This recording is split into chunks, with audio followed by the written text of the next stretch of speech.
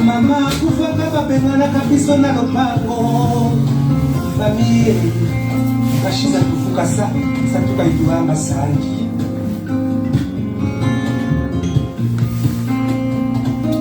lungu chafuatata bakukuma kulupangu beto bala kukanda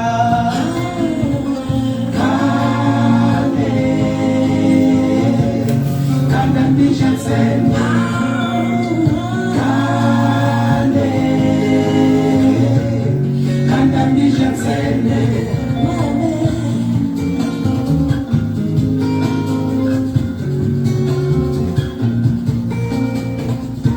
Saka tokono saka ne tokono sekweto nyachari samu madari na samu warofua samu kukutaka wena wasakana nako kutuka ya mona mukanda mwana nyani anangumu tata kwa mungu nyani anangumu mama kwa mungu mukanda ya tata ya bala bara peka pasufuru kwa banda bara de maka masiza na mwana meno mwana kafuataza mwana koyani wakuna mukanda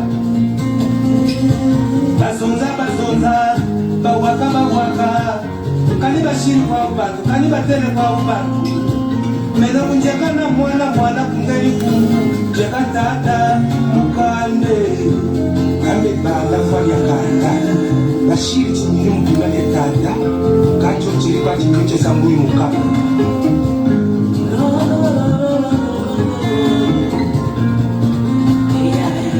meno ni jamani pariko kutafani na puta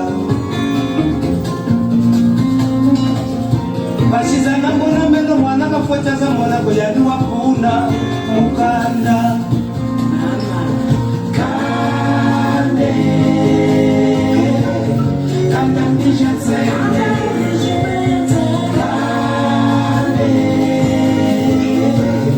kanda nisha sene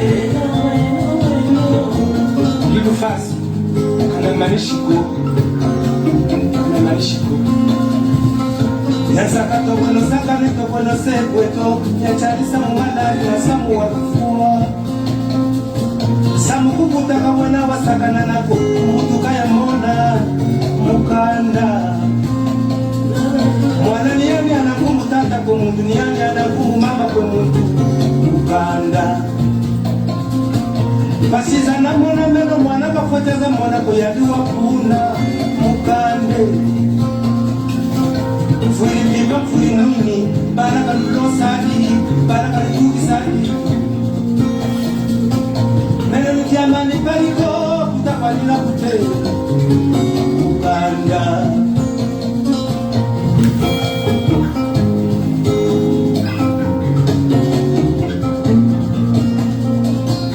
Okolo mama kufaka bapengana kabiso na lopango Famille kwa tata banuku makulupa beto bala mukanda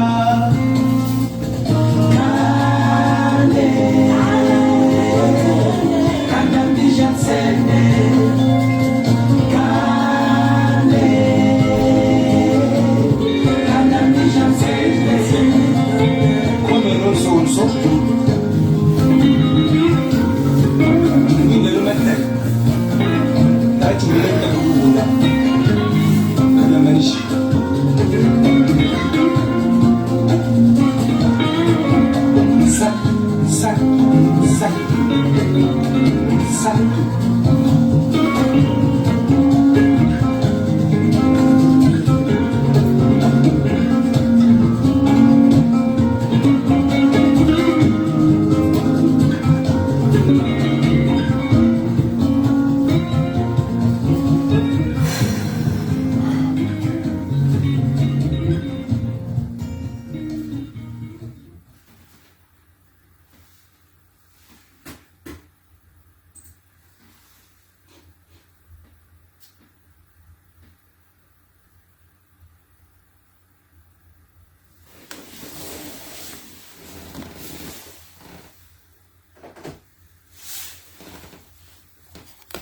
Bon, voilà les amis. Ah, c'est pas évident ici. Je suis là depuis quasiment 4 heures du matin. Je suis en train de faire un travail énorme, comme on dit, parce que c'est attendu demain. C'est pas évident.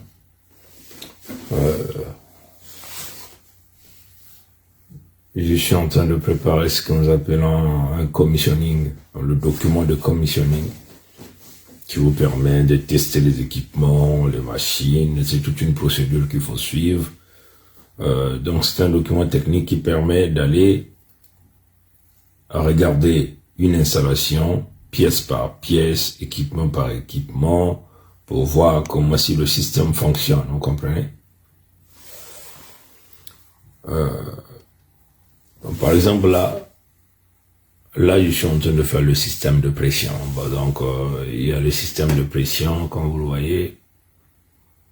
Là aussi c'est la pression. Là c'est le niveau. On check un peu tout ça pour voir que ça fonctionne. Donc, quand vous étalez un système pareil, à chaque composant, vous allez voir quelles sont les alertes, donc alarmes que ça va générer par rapport à la pression baisse, la pression augmente, et quel serait l'impact sur l'équipement. Et qu'est-ce qui se passe? Je sais pas. Attendez un instant. Voilà, par rapport à l'équipement, comme on dit, par rapport à l'équipement. Et quel est l'impact que ça va générer au niveau de l'équipement. Donc tout ça, c'est des choses qu'il faut regarder étape par étape. Donc ça prend beaucoup de temps pour faire ce genre de documents. Notre travail ne s'arrête pas simplement au design, la conception, mais aussi rédiger des documents techniques, parce que quand vous allez vous rendre pour faire les commissioning, il faut regarder plus que c'est toi qui es l'ingénieur en charge, donc tu vas faire ce travail-là. Donc, par rapport à chaque paramètre, si la pression baisse, qu'est-ce qui va se passer? Est-ce que ce que vous appelez les gyrophares, le gyrophare, on appelle ça beacon light, ça va allumer et ça va indiquer le genre de problème. Bon, maintenant sur le tableau de bord, ce que nous appelons HMI, screen, ça doit afficher le message par rapport à ça. Donc, en réalité, ça c'est un système avec le HMI screen, ça te permet de détecter le défaut et éventuellement envoyer les programmeurs de regarder, de fixer l'affaire rapidement. Donc, c'est ce document que j'ai rédigé, un document peut-être de 60 et quelques pages, et je suis en train maintenant de traduire ce document en un checklist pour le commissioning. Donc, même un avion, vous voyez, quand on fabrique un avion, vous avez toutes des équipes de techniciens, des ingénieurs qui vont regarder étape par étape, élément par élément, pour se rassurer que l'avion là, quand ils vont le tester, que ça va pas s'éclater, que ça va pas tuer les gens. Donc c'est à peu près ce que je suis en train de faire ici.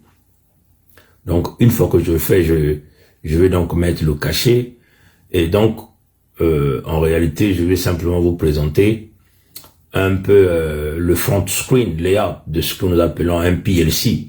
Donc PLC c'est simplement un ordinateur à bord qui pilote automatiquement les équipements, comme un peu dans les avions. Bon, maintenant là il s'agit des équipements. Vous voyez à peu près, ça c'est juste un système lumineux qui te permet de regarder comment le système fonctionne, comme un peu un tableau de bord. Mais derrière tout ça, il y a une programmation qui est là. Donc tout ça, c'est moi qui le fais. Comme vous voyez, PLC, Light and Button Configuration. Donc ça, c'est la proposition que j'ai à faire. Maintenant, ça c'est simplement cette partie. Mais non, le grand problème, c'est là, le checklist que je suis en train de préparer, comme vous le voyez. Donc j'utilise ce tableau-ci que j'avais déjà préparé pour aller très vite dans la création de ce document du checklist. Voilà, donc ça c'est le premier, ça c'est la pression, ça comme je vous ai indiqué. Donc ça c'est déjà fini, j'ai déjà complété par rapport au tableau que je suis en train de faire en bas. Maintenant il me reste la pression, ça dit que sur les grands réservoirs. Donc je vais donc étaler sur, là j'ai 3 réservoirs, des très grands réservoirs que je suis en train de travailler là-dessus. Parce que ça fait partie du système d'hydrogène. On veut simplement se rassurer que tous les paramètres sont bien ajustés et que les ordinateurs à bord, que nous appelons le PLC, sont capables de nous détecter tous les défauts et de faire fonctionner les équipements. Parce que si cela ne fonctionne pas, on peut arriver à quoi? Une augmentation de pression, donc éventuellement, bon, c'est vrai que les équipements sont bien conçus, mais on évite simplement le défaut de production parce qu'il s'agit ici d'une très grande quantité d'hydrogène que ces clients-là veulent utiliser. Bon, donc je suis là ça fait déjà quasiment 4 jours que je travaille dessus, mais j'ai encore beaucoup de travail, donc je suis obligé de passer une nuit blanche ici. Voilà pourquoi aujourd'hui j'ai décidé de travailler à partir de la maison pour avoir un peu beaucoup plus de temps. Bon, il y a aussi une chose que vous devez savoir, quand vous utilisez un flux, vous ne pouvez pas mixer les fluides en réalité, hein, comme on a l'habitude de dire.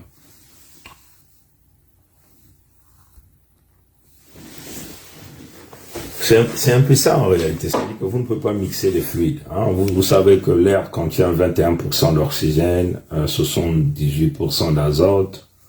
Les autres, ce sont les gaz, vous appelez les gaz rares. Donc voilà, donc vous ajoutez le CO2, l'hélium, mais avec un pourcentage très faible. Donc vous voyez que vous avez 21% d'oxygène. Hein.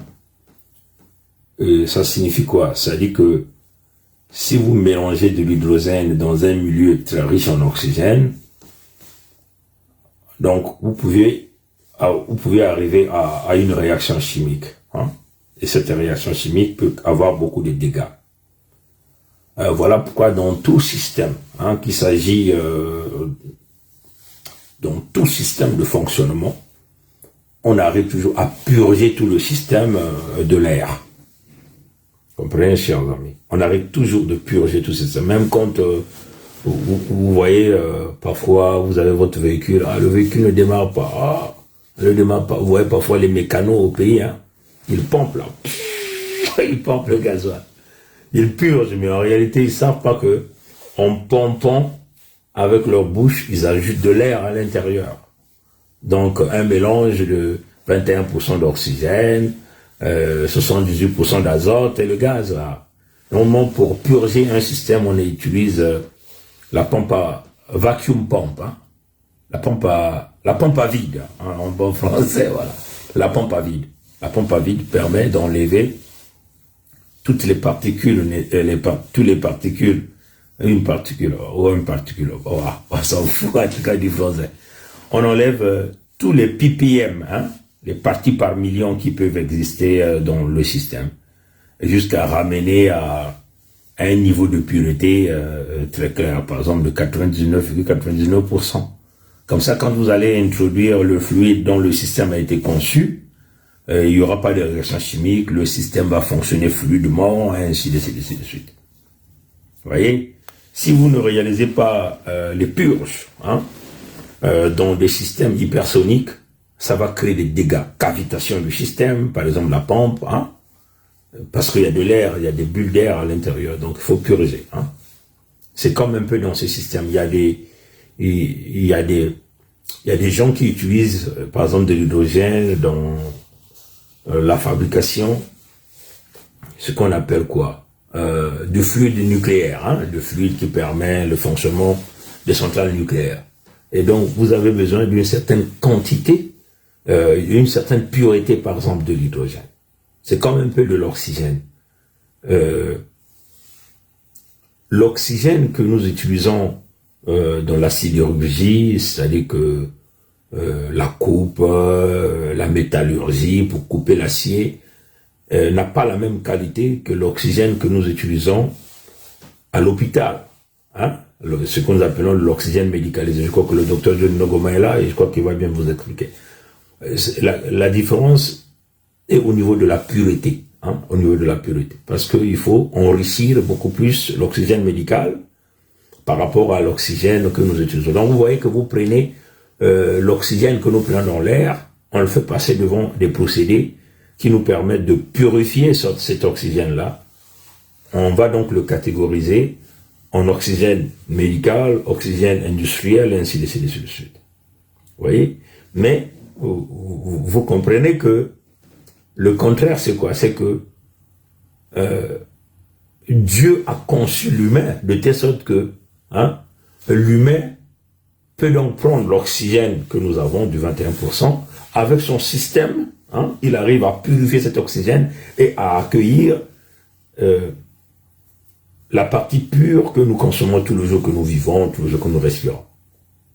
Mais ce que nous donnons aux gens qui ont des difficultés de respirer dans les hôpitaux, nous devons d'abord purifier cet oxygène, parce que ces gens-là, en ce moment-là, leurs poumons n'ont pas la capacité de purifier. Parce que ça, je crois que les médecins sont capables de vous expliquer. C'est donc, l'humain, en réalité, c'est une véritable machine.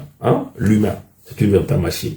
Parce qu'en humain, l'humain n'utilise pas les produits chimiques pour purifier l'oxygène que nous tirons de l'air, mais c'est un système naturel.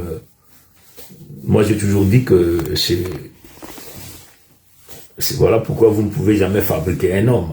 C'est clair. Mais par contre, il y a des gens qui sont là pour tuer des hommes.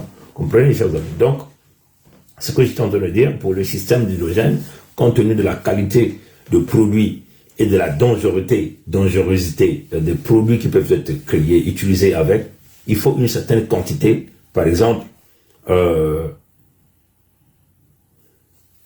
CO2, une certaine pureté de l'oxygène, une certaine pureté d'azote, parce que par exemple, l'azote qu'on utilise dans le secteur alimentaire doit être différent, par exemple, de l'azote qu'on utilise dans le cas des mélanges liés à d'autres applications. Donc tout ça, c'est des procédés qu'il faut comprendre.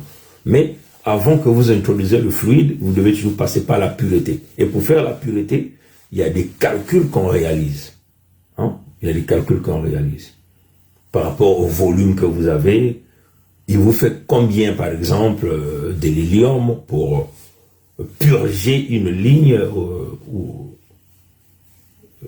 qui contenait, par exemple, de l'air ou l'azote. Comprenez? Dans le contexte, toutefois que nous utilisons dans le système d'hydrogène, quand nous voulons purifier le système d'hydrogène, nous utilisons l'hélium. Pourquoi? Parce que la molécule de l'hélium est plus petite que la molécule de l'hydrogène. Comprenez ça, chers amis? Parce que si vous ne purgez pas, pourquoi on le fait? Parce que quand l'hydrogène va arriver, par exemple, dans la tuyauterie, il va trouver donc la molécule de l'hélium, ça sera plus facile de dégager la molécule de l'hélium dans le système. Donc, l'hydrogène, en réalité, va absorber la molécule de l'hélium. Comprenez? Mais, si vous purgez, par exemple, un milieu que vous voulez utiliser l'hydrogène avec de l'azote, ça ne marche pas parce que la molécule de l'azote pèse plus que la molécule de l'hydrogène. Donc la molécule de l'hydrogène va se boulonner là, et la molécule de l'azote va se boulonner là, la molécule de l'hydrogène va être en haut, ça va créer des cavitations, ça peut arriver avec le frottement à la vitesse à laquelle, la pression à laquelle ça coule dans les écoulements, avec le frottement, ça peut générer ce que nous appelons une réaction chimique et jusqu'à arriver à une explosion. Voilà pourquoi il faut purifier le système. Et tout ça, c'est des calculs qu'il faut réaliser. Par exemple, là, dans tout le système que je suis en train de faire, je suis en train d'utiliser l'hélium pour purger mon milieu pour purger un milieu qui, au départ, contenait de l'azote. J'utilise donc la molécule de l'hélium parce que je vais vouloir utiliser ce milieu-là, je vais vouloir remplir ce milieu-là de l'hydrogène. Je dois utiliser donc une molécule qui est plus légère que la molécule de l'hydrogène. Donc là, dans mon contexte, je suis en train d'utiliser la molécule de l'hélium pour purger. Mais quand vous le voyez, le volume, le volume ici, c'est 2400 cubiques feet. Donc, en mètres cubes, c'est différent. Il faut que j'aille chercher la conversion. Donnez-moi un instant, je vais aller chercher la conversion. Un instant, je cherche simplement la conversion. Pour vous donner à peu près quelques explications très claires, je vais simplement rapidement ouvrir le volume, ici en cubic feet, vous voulez l'avoir en cubic mètre, là j'ai 2400, hein, 2400, 2407, 2407.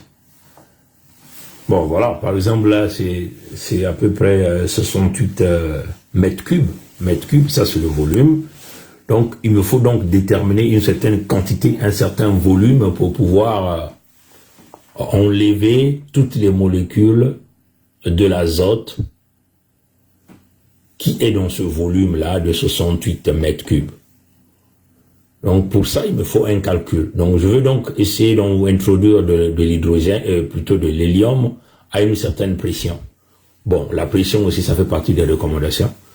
Vous ne pouvez pas mettre une très grande pression. Donc il faut toujours aller doucement, parce que plus que vous mettez la pression doucement, puisque la molécule par exemple de l'hélium va aller doucement pour entraîner, pour assumer, consommer le gaz qui existait dans ce milieu-là. Donc dans ce contexte, il s'agit de l'azote. Donc en faisant les calculs, je cherche donc la pureté. Tout ça, c'est des comment on appelle ça, des spreadsheets, donc des formules de calcul que je crée, que je passe par rapport au calcul. Tu dois savoir la densité à la pression atmosphérique, la densité à une certaine pression, selon le tableau thermodynamique. Et puisque le tableau thermodynamique, la plupart du temps, ne te donne pas la pression à 20 psi, donc tu dois donc faire ce qu'on appelle l'interpolation à 20 psi pour retrouver la densité de l'hélium et de l'azote à la pression que tu veux vouloir enlever la molécule, donc la pression de purge.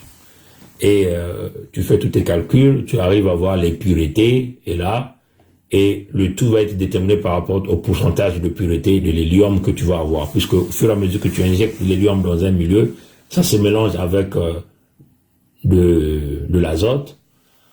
Après un certain temps, 20 minutes, 30 minutes, tu évacues, donc tu décharges à l'atmosphère, tu pompes encore l'hélium à 20 degrés, à 20 psi, tu attends encore un petit temps, tu évacues, et au fur et à mesure, tu es en train de purifier le milieu avec de l'hélium. Et jusqu'à ce que tu détermines la pureté. Là, par exemple, je vais avoir une pureté de 99,99 ici, hein, ça c'est déjà, si tu veux l'avoir en pourcentage, c'est 99,99 quand j'ai écrit stop.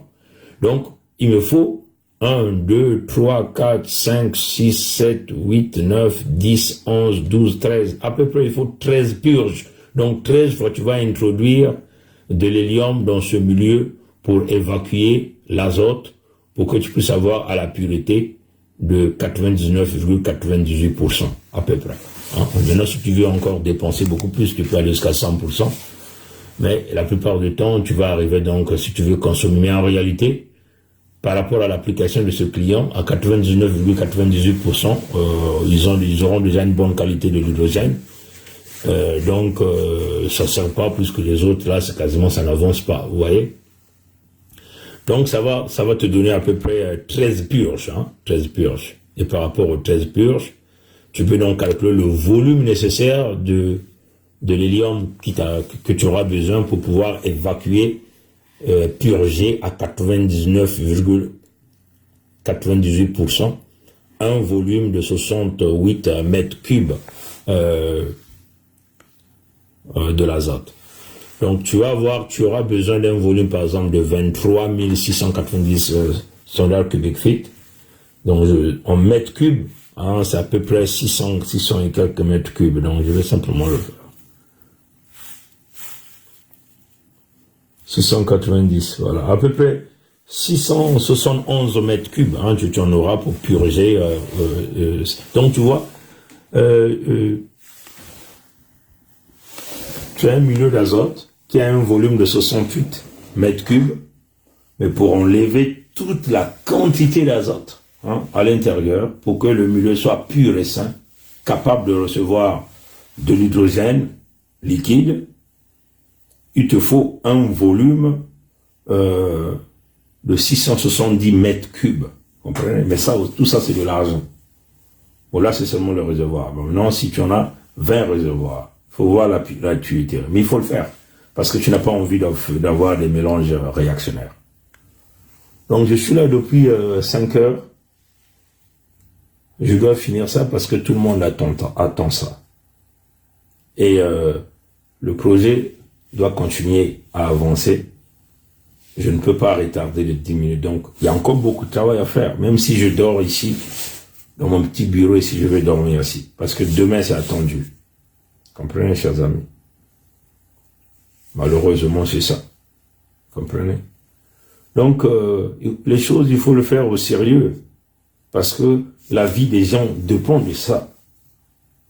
Hein? Et voilà pourquoi, ici, il y a la flexibilité. Vous avez tous les moyens nécessaires, vous travaillez à la maison. Voilà, donc, ce qui compte, c'est les résultats, les performances.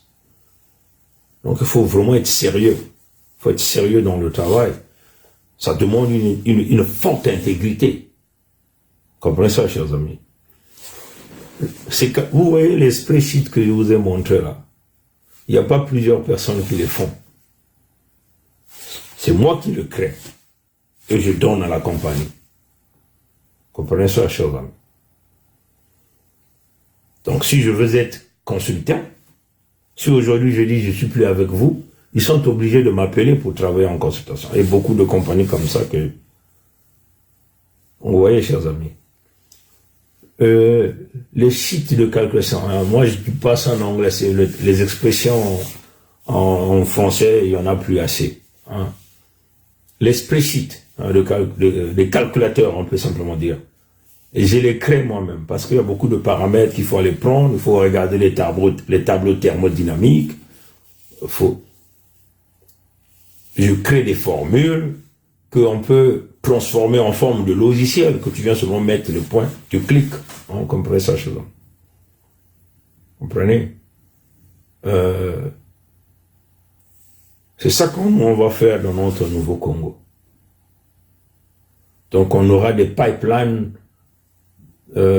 qui vont produire de l'oxygène médicalisé dans les hôpitaux, au sud, là-bas, où il n'y aura plus à connecter des patients devant des bonbons de 2500 pieds ici, donc 19 000 et quelques kilopascales, et qui est seulement connecté à un petit régulateur.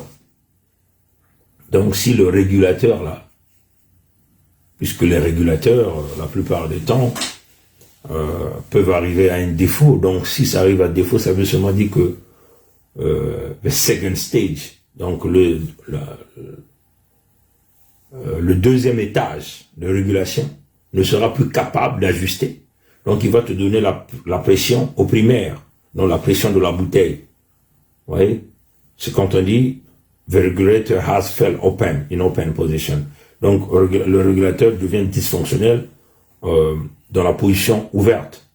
Donc le régulateur ne peut plus réguler la pression.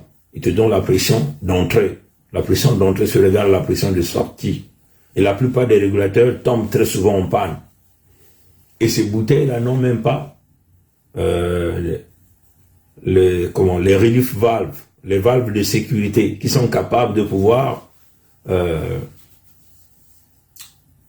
comment on appelle ça, discharge, donc évacuer la pression de la bouteille pour protéger le patient ou la tuyauterie. La plupart des temps, la tuyauterie qui sort du régulateur, c'est un petit tube en plastique, chez nous là-bas, qui rentre dans les poumons des gens. Et il n'y a pas de safety à la sortie. Donc, quand ces régulateurs-là tombent en panne, c'est la pression du réservoir de ces bonbons-là qui rentrent dans les poumons des patients. Donc, beaucoup de gens meurent dans le pandémonium du diable dans notre Congo avec ça. Mais les gens ne vous disent pas que c'est la pression du réservoir qu'ils ont pris dans leurs poumons. Ça explose leurs poumons. Comprenez ça, chez eux? Dans des pays industrialisés, ces choses-là, c'est d'abord des grands réservoirs. Ça vient d'abord dans les chambres hyperboliques, qui arrivent à baisser la pression d'abord à 50 pieds ici. Ça évolue, on baisse encore à 30 pieds. C'est beaucoup de chambres et beaucoup de safety de régulation, hein, de valves de sécurité pour protéger toutes les lignes derrière après. pour éviter que tu prennes la pression du réservoir directement dans les poumons. Ce qui se passe au Congo, c'est une criminalité. Et ça, l'ordre des médecins devait dénoncer, devait arrêter cette pratique. Mais les gens s'en foutent éperdument. Comprenez ça, chers amis. C'est dommage, mais c'est une réalité. C'est une criminalité. Et ça, nous, on met à terme à ça au Sud Congo. Comprenez ça, chers amis. Bon, mes très chers frères et sœurs, on continue na Kisaya Mundele. Nzambi kubumba beto. Bana ya Congo, beno kukubama, mambo ya mbote, kena kukwiza, beto kekwe na ntwala. Yambo ya kufutuka manima ikeleve. On aura besoin de toutes les compétences du Sud Congo, certainement demain après l'annonce que nous allons faire, et nous ferons un appel aux compétences, et nous avancerons sur ce chemin. Nous devons bâtir notre propre pays au Sud, parce qu'on ne peut pas continuer à vivre avec des gens qui ne sont que là à faire du mal, à voler, et qui veulent vous imposer une dynastie. C'est impossible. C'est impossible. Bon, allez, batata na mama. Mwenye tatamana kusala kisala mwendele, hein? Samu mbasi baku baka yao. Batu bati, mwana ya Kongo, mwana, mundombe ina kalaka ya ndwe, nga kalaka ya mayele, heme sala kisalu ya mbote. Nyuku na mindele ke kuzikisaka betu bandombe. Ngepanze bazola betu ve. Bekansi bake kaka na nsatu ya betu sambaza bati. Bonzi ya bantu ya kia kukuba. Jambo ya mbote. Baka na kunata lumea na bakompani ya betu. Beno kuwa batata na mama. Bake zolaka betu kaka na ndwenga na mayela ina kena kajima jintu ya betu. Bekansi bake vena zola ya makedika. Zola ya kaka jambo ya entere. Nuku na betu mpe na suda. Zola ya betu fuya wana ya entere. Ya bantu ya betu tete. Kubumba bantu, kusalisa bantu. Betu na kubika ve. Bamboshi. Beno tala bantu ya bamboshi. Bamekuma kuna bamboshi. Beto bana sulo kuma sikulanda ba mutibiti batuto ine ke ya ba bamekuma net banzambi ya beto be batata na mama beno kuvumuka. Beno kutelama. Mais kansi beto kubasa bana ngolo. Wakasaba ke babakala mpia kukuba ikele. Atono na ngwili ya mote. Mbasi kaka. Abo pia.